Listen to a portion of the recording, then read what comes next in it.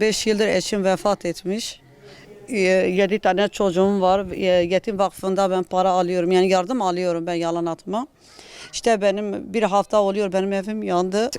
2 tane çocuğum hastalandı. Biz 3 günde hastaneden yatırdık. Dumandan etkilendiler. Şu anda durumları iyi biraz. Sadece canımızı kurtardık abi.